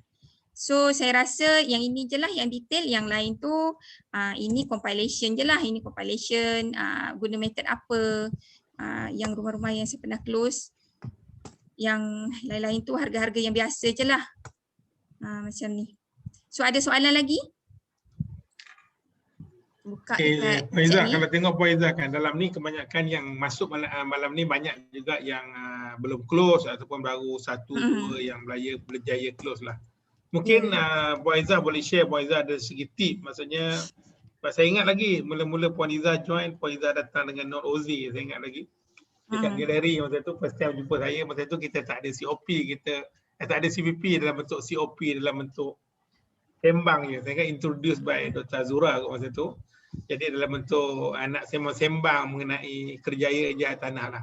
Jadi mungkin daripada 3 bulan pertama tu Puan Izzah, bila Puan Izzah start 3 bulan pertama tu, kita nak apa? Kita punya purpose Puan Izzah kan. Puan Izzah ni dalam management team kita lah, tim Saudara Tanah. Dan saya dengan Puan Izzah, dengan Nozi, Zuraini, Lina, Zahri, Syafirul ni, memang kami ni kebanyakannya memang gambling. Setiap minggu kami akan berjumpa. Setiap minggu memang kami akan berjumpa untuk berbincang. Setiap minggu patutnya hari Khamis kami akan berbincang untuk apakah idea-idea, apakah metod-metod yang nak digunakan oleh mantu ejen lah. Tapi malam ni nak minta short and sweet je lah Cik Puan Izzah. 3 bulan pertama ni Puan Izzah, kita nak pastikan bahawa saya tengok ada ejen-ejen yang masih lagi dalam blur ataupun dalam tak tahu mana nak bermula tu Puan Izzah. Mungkin ada perkongsian sikit. Okay. Kalau macam saya dulu, sebab masa tu tak ada projek baru, saya yang pertama saya mulakan dengan circle of friends saja dulu. Maksudnya saya je cakap, sekarang saya buat ni property, kalau nak cari rumah ke nak jual rumah bolehlah. Bolehlah hubungi saya, bolehlah kontak saya. Macam tu lah. Sharing santai je. Tapi kalau sekarang banyak projek baru. Jadi saya rasa kepada ejen-ejen baru ni yang macam kata takutlah nak call owner ke, nak apa, nanti takut owner aja rejection dari owner ke, buat projek baru lah. Maksudnya pilih projek-projek yang dekat dengan tempat tinggal kita, yang rasanya macam kita boleh, maknanya macam yang sesuai dengan kita dan kita senang nak pergi, kita fahamkan. Lepas tu start dengan projek baru. Sebab listing tu dah ada, gambar dah ada, lepas tu dia punya detail pun dah ada kan. So maksudnya kalau dah tak ada listing sangat, buat projek baru. Tapi kalau saya sebenarnya saya lagi suka subsale. Saya sebab saya di-train dengan subsale kan. So saya memang hari-hari cari listing. Cari listing tu tak susah sebenarnya. Kalau segan nak call, WhatsApp aja. Cuba try dulu. WhatsApp dekat mudah, yang private, filter private dekat mudah tu. Lepas tu WhatsApp owner. Saya nama sekian-sekian daripada Nila Harta Consultant, saya saya berminat nak tolong jualkan rumah cik ni dekat sini-sini. Macam tu kan. Respons pada ataupun press screen lah iklan tu. Macam tu kan. Lepas tu owner selalunya kalau dia dah upload kat mudah tu, dia tak ada masalah nak bagi kita jual. Kecuali orang yang betul-betul nak jual sendirilah, sebab dia tak nak bayar buyer punya, dia tak nak bayar commission agent kan. Tapi jangan risaulah kalau yang baru-baru ni start dengan buat aktiviti sikit-sikit dulu. Maksudnya sebab kita ni kalau kita tak mula, kita tak tahu sebenarnya. Kalau kita tak buat, kita memang tak ada soalan. Sebenarnya orang yang ada soalan tu orang yang dah buat lah, sebab dia dah menghadapi situasi tu. So kalau lepas tu rajin-rajinlah tanya leader masing-masing. Lepas tu duduk dalam circle group masing-masing tu, ada WhatsApp group kan. Tanya je dalam tu.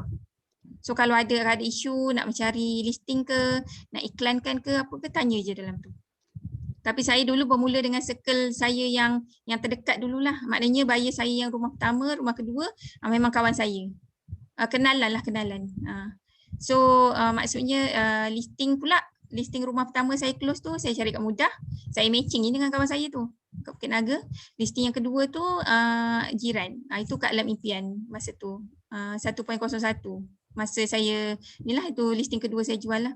So maksudnya macam mulakan dengan kenalan-kenalan dulu, orang yang kita kenal, orang kawan-kawan kita ataupun grup-grup WhatsApp. Ada soalan ya?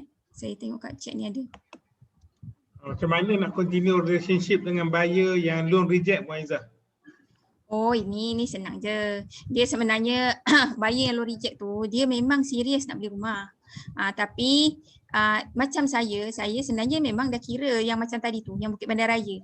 Dia tak cakap pun dia pernah ada isu dengan AKPK. AKPK ni sebenarnya pengurusan kredit. Benda-benda ni dulu, dia sekarang dah okey, tapi rekod tu masih ada K dalam Sikris. So dia memang frust lah tak dapat rumah Seksyen 19 tu. So saya still je WhatsApp dia, tak apa, nanti pun kalau puan dah okey, dah settle yang tu, nanti puan beritahu lah. Dia settlekan tu dalam masa macam beberapa bulan je lepas tu, kurang dari 6 bulan kot. Tapi just maintain je relationship tu. Macam cakap, apa khabar puan, masih lagi cari rumah, yang kes hari tu dah settle ke? Macam tu lah. Just keep in touch lah. Even malam ni, saya hari tu ada bawa satu buyer Chinese ni, pergi view Tinta. Dia nak cari yang south.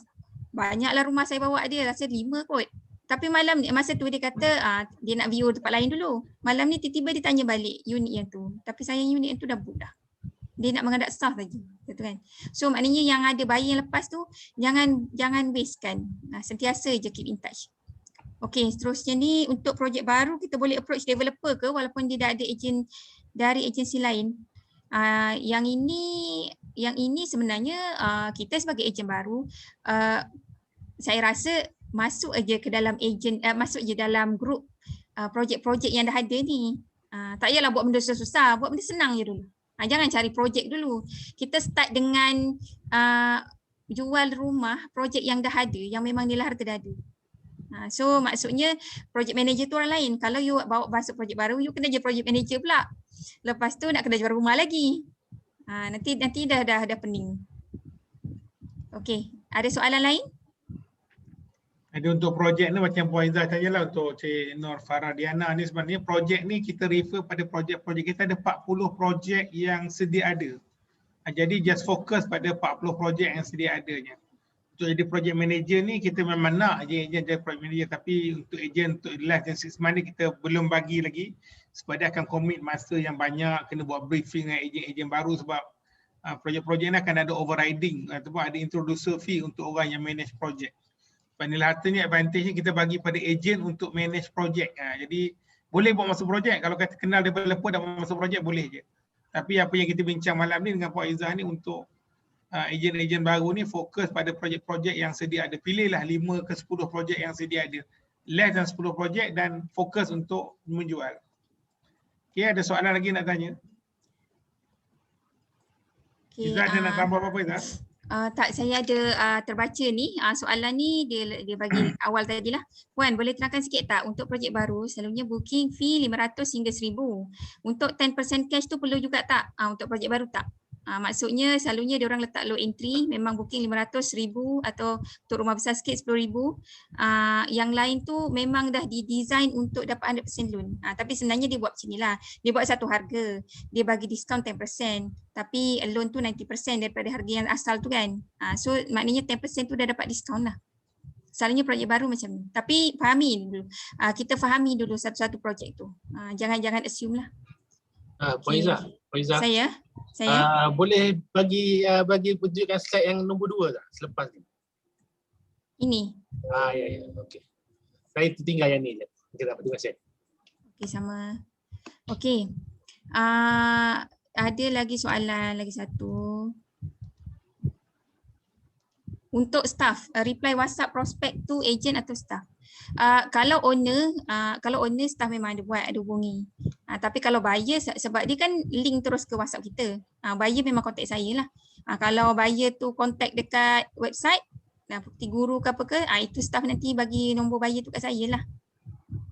Dia macam tu lah.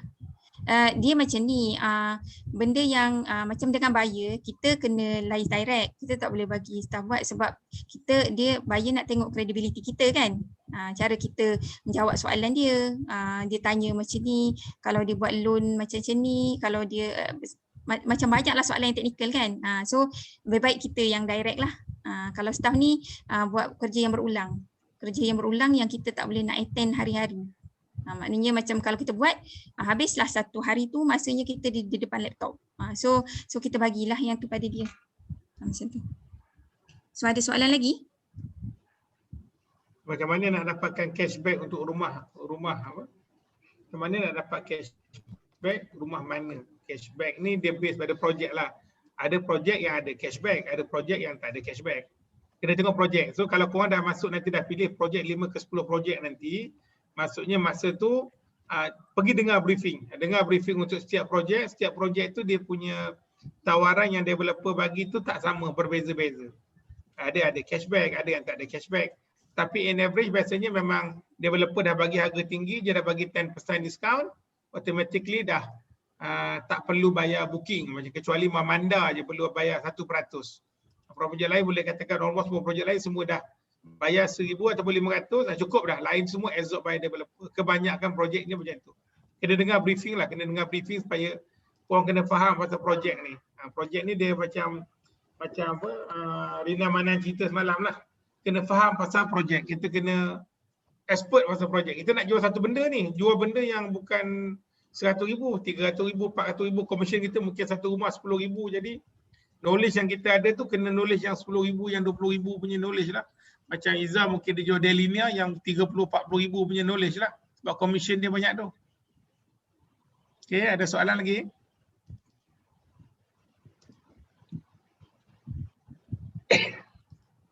Ada soalan malah nak type boleh ambil. Saya bagi 1 minit lagi. Kalau tak ada saya nak buat ringkasan sikit.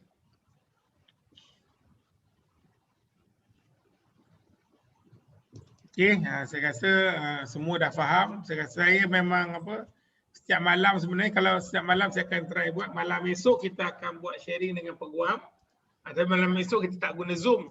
Malam esok sebab sharing tu dia ada moderator, kita akan guna Facebook. So malam esok kita akan share lah. Sebab alhamdulillah saya tengok konsisten lah setiap malam dia kurang dalam 60 orang ke 70 orang akan dengar kita punya sharing. Esok lusa, esok dengan lawyer, lusa dengan Izzah Talib. Saya macam mana ejen typing pun boleh buat million, boleh jadi top 5 ejen, duduk di typing je. Coaching pun kalau saya bermula dengan saya tu guna phone je. Kami bercommunication through phone saja. Sekarang tu macam mana. Tapi cikgu Izzah Talib ni lain lah. Cara dia bekerja pun lain. Kau bukan kata inspirasi dengan dia, dengan perkongsian dia. Sebenarnya apa? Kalau tengok balik, apa modul yang saya buat, yang saya first lah masa kami start dulu dengan tim Saraga Tanah ni, mastermindnya cuma 3 orang je, saya, Cik Syikin dengan wife saya Dr. Azura lah. Itu lah mula-mula yang susun meja, yang menggembling tenaga untuk buat. Tapi alhamdulillah bila perjalanan masa saya dapat jumpa dengan, saya dapatlah lahirkan leader-leader yang hebat-hebat. Tapi proses yang dilalui oleh semua tim sebenarnya melalui proses yang sama. Cuma dulu tak ada buku Go. Saya ingat Izzah masuk dulu pun tak ada buku Go masa tu. Sekarang dah ada buku Go. Jadi saya ingat proses yang dilalui oleh ejen-ejen ni satu proses yang sama. Yang korang juga lalui benda yang sama. Cuma kita nak dapat result yang sama. Kita nak dapat result macam Izzah, nak dapat result macam Akmal, nak dapat result macam Kak Fauzia, nak dapat result yang macam leader-leader lain. Sebab apa? Dia go through proses yang sama. Saya dah buat dah jalan tu. Saya dah sediakanlah apa dari segi modul-modul yang perlu dia buat. Kita dah buat dah macam mana kita nak pastikan bahawa ejen-ejen perlu berjaya. Tapi saya nak pastikan bahawa perlu ada tindakan. Kalau kau nak coaching, telefon. Macam tadi saya tengok Alia dengan husband dia, Cik Khairul Hafiz. Dia call Cik Mat, boleh tak kalau kita nak coaching through Zoom, nak tanya soalan Zoom. Boleh je kalau saya tak ada apa-apa. Sekarang ni 14 hari kat rumah. InsyaAllah duduk je kat saya. Memang saya okey je untuk Zoom, untuk guide korang macam mana nak buat. Kalau nak personal guide dengan saya through memang saya sibuk lah. Memang saya sibuk in term of online. Tapi kalau korang kata perlu nak coaching, okey je. Mungkin dalam 15 minit tak lama pun sebenarnya coaching. Tapi setiap malam ni sebenarnya cuma dah coaching. Tapi kalau nak puas hati sangat, nak juga saya guide, insyaAllah saya boleh guide. Apa saya kata, dia everything kena mula tindakan. Kau kena buat. Selagi kau tak buat, kau tak akan jumpa soalan-soalan nak bertanya. Izzah pun sama saya ingat. Cik Puan Izzah pun mula-mula dulu pun sebab cuma dia dah ada pengalaman beli rumah, jual rumah tu dia ada pengalaman. Jadi dia kuranglah sikit bertanya sebab dia dah ada pengalaman. Tapi kebanyakan ejen-ejen yang saya latih daripada dulu, kebanyakan pattern dia satu je. Dia banyak bertanya. So saya kata next yang akan jadi saya punya protegi sekarang ni mungkin Akmal sekarang ni. Next bukan Alia dengan Cik Khairi, mungkin korang pula akan jadi next. Sebab saya punya purpose, saya bukan nak lahirkan ejen tanah. Saya nak jalankan ejen tanah yang berkualiti. Tapi saya punya ultimate dream saya nak lahirkan leader, itu je. Maksudnya kalau korang dengan saya selama setahun, after 1 year patutnya dah jadi leader. So macam Akmal saya bajet 2022 patutnya dah jadi leader. Dah jadi leader. Itu purpose saya. Itu saya punya dream lah. Itu saya punya yang saya rangka untuk semua ejen-ejen lah. Tapi kau kena buat. Kenapa kau kena berjaya untuk jadi achiever? Sebab bila kau dah jadi leader nanti, anak buah akan tanya korang juga. Jadi apa benda sukses yang korang nak cerita? Sebab orang tanya saya, kenapa orang boleh tanya saya boleh jawab? Sebab saya dah jual lebih daripada 1000 biji rumah. Bolehlah saya jawab sebab ada pengalaman. Korang pun makin lama banyak rumah, makin banyak ada pengalaman, makin banyak ada benda-benda yang kita boleh bantulah. Okey. Apa pun saya ucapkan terima kasih kepada korang semua yang still maintain malam ni. InsyaAllah esok malam kita live Facebook dengan peguam. Setiap mana try lah 14 hari, saya tak lama pun saya nak try buat sejam.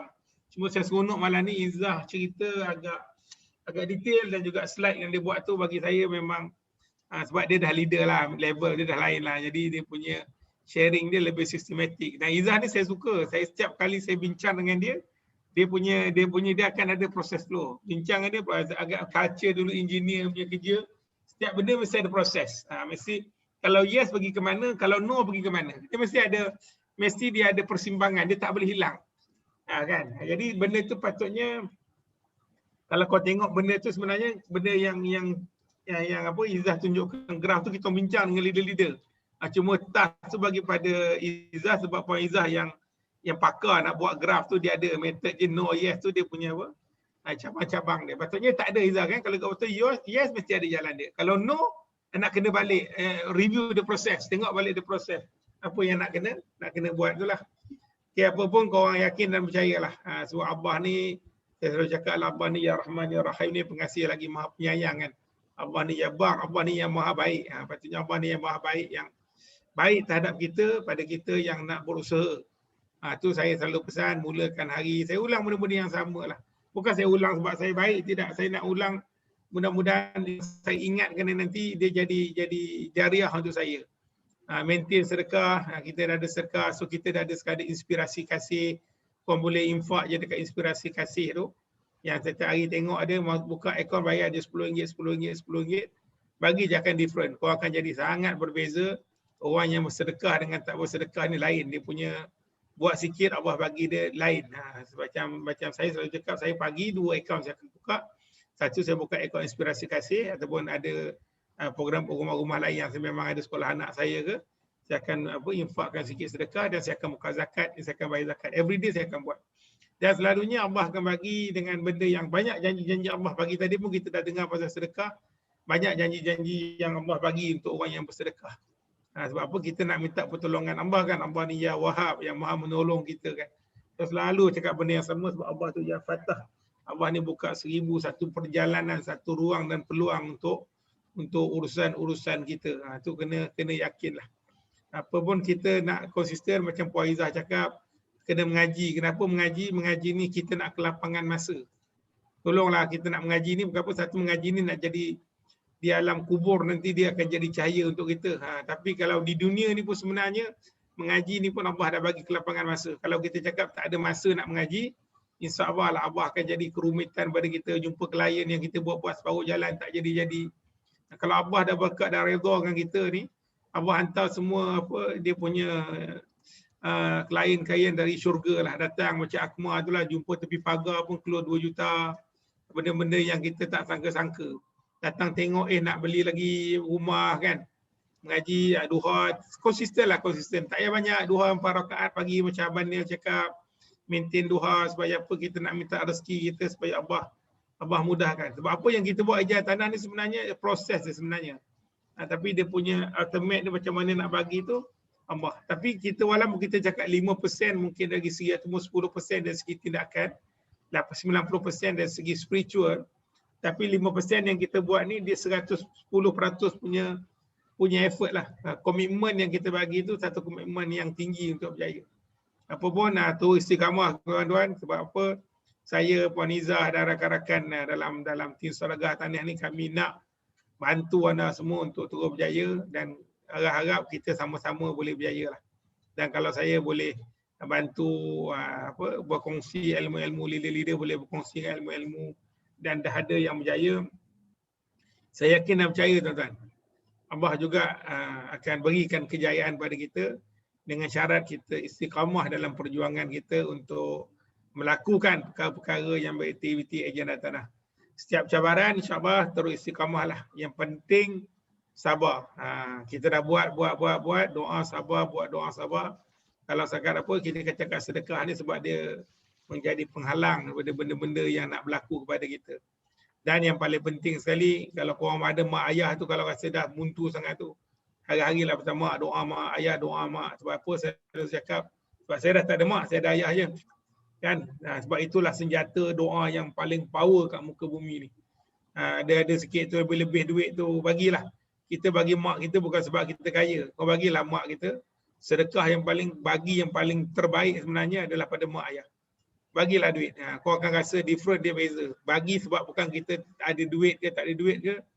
Bagilah, dia punya kesan dia boleh bagi orang tak ada duit tu lagi power daripada bagi orang yang berduit. Bagi duit macam kita dah ada duit ni, bagi tu jadi biasa. Tapi bila tak ada duit nak bagi mak ayah ni memang benda yang rasa macam sebab kita selalu berkira. Tapi kalau kita dengan anak-anak kita minta apa dah saya lah. Kita akan bagi the best lah. Kalau anak-anak kita minta ni kita usahakan juga. Macam itulah mak kita dengan kita, ayah kita dengan kita masa kita kecil dulu macam itulah. Dia akan fulfill semua requirement kita nak bagi kita berjaya lah. Tak kisahlah ada garang ke tak garang. Yang penting dia mak ayah kita lah. Jadi terus istiqamah tuan-tuan. InsyaAllah saya doakan dan kami doakan, kita sama-sama doakan. Mudah-mudahan kita berjaya dan kita ada fatihahkan pada diri kita semua. Hadiahkan pada kawan-kawan kita semua. Allah mudah dan Allah bantu urusan kita. untuk pastikan kita boleh berjaya di dunia dan di akhirat. Al-Fatihah. A'udzubillahi Bismillahirrahmanirrahim. Alhamdulillahirabbil alamin arrahmanir rahim. Iyyaka na'budu wa iyyaka nasta'in. Ihdinas siratal mustaqim. Siratal ladzina an'amta 'alaihim. Okay, tuan-tuan, kita tutup juga program kita dengan surah Al-Asr. Bismillahirrahmanirrahim. Innal insana lafi illa alladzina amanu wa amilus solihati wa tawassaw bil haqq. Okay, terima kasih tuan-tuan. Assalamualaikum warahmatullahi wabarakatuh. InsyaAllah jumpa esok di Facebook untuk sharing bersama dengan Cik Puan Idora dan juga moderator dia Tuan Fahmi daripada tim Perak. Nanti saya akan jemput tim Fahmi macam mana Fahmi boleh grow tim di Perak sampai ke 100 ejen, insyaAllah. Saya akan jemput lah. Cik Mat, yang tu saya rasa hari Ahad tu. Idora yang Ahad. Untuk Fahmi. Yes. Untuk Idora esok kan? Sama dengan Fahmi. Oh. Dia kata tak Esok dengan Izzah Talib, Cik Mat. Oh, esok Izzah Talib Ya. Okey. Esok Izzah Talib. Okey, kalau Izzah Talib esok kita akan pakai Zoom lah. Okey, minta maaf nanti saya akan buat announcement balik. Esok Izzah hari Ahad baru bersama dengan 6 bulan. Okey, minta maaf. Hari 4, okey, 5 dengan Izzah. Agak Izzah Talib ni, Cikgu Izzah Talib lah. Macam mana dia typing? Dia duduk typing tau. Saya cerita sikit lah sebelum tutup program kita dah habis lah. Nak keluar pun okey. Daripada typing, dia nak masuk under kita. Saya dah fikir, cikgu kata betul ke cikgu nak masuk under kita ni? Daripada typing nak coaching saya di Shah Alam. Dia kata je nak masuk juga kan. Saya kata alah jauh lah cikgu. Tapi dia punya luar biasa tuan-tuan lah. Saya kata almost first 3 months to almost every 2 weeks dia turun daripada typing tu nak sampai kampung saya. Nak pergi Penang dah tu. Every 2 weeks dia turun jumpa saya. Dan coaching through phone saja. Through phone. Kadang tu dia sama lah. Dia dengan Fatin sama. Fatin pun through phone. Fatin pun daripada Ipoh turun. Tapi diorang ni luar biasa lah. Cara tindakan diorang memang dia punya nak berjaya tu memang nak berjaya sungguh-sungguh lah. Esok dengar lah Izzah Talib. Saya suka lah. Macam mana Izzah Talib dia cikgu. And then the end up dia resign dari cikgu. Dan sekarang jadi full time agent lah. Memang inspiring lah kalau dengar cerita dia, insyaAllah. Saya ingat ini yang official. Pernah lah sekali dua saya jemput dia. Tapi dah lama saya tak jemput dia. Ni saya jemput dia sekali lagi untuk share macam mana dia boleh buat. Dan sekali submit 8 kes, 7 kes, duduk typing itu dan typing ada. Kalau typing income 20,000 sebulan, saya kira kaya dah kot. Kan? Okay. All the best tuan-tuan. Assalamualaikum warahmatullahi wabarakatuh. Terima kasih Fatin dengan Cik Syikir ingatkan saya tadi. Pembetulan tadi. InsyaAllah malam esok dia melalui Zoom. Kita dengan Cikgu Izzah Talib. Okay. Assalamualaikum. InsyaAllah. Terima kasih Cik Mat. Terima kasih. Sama. Okay, terima kasih Tuan Haji. Terima kasih. Terima kasih Cik Mat, terima kasih Kak Izzah. Terima kasih Cik Mat dan Kak Izzah. Terima kasih Cik Mat, Kak Izzah. Terima kasih. Okay, terima kasih Kak Izzah, Cik Mat. Terima kasih semua. Fatin pun saya nak jemput dengan Fatin nanti tu.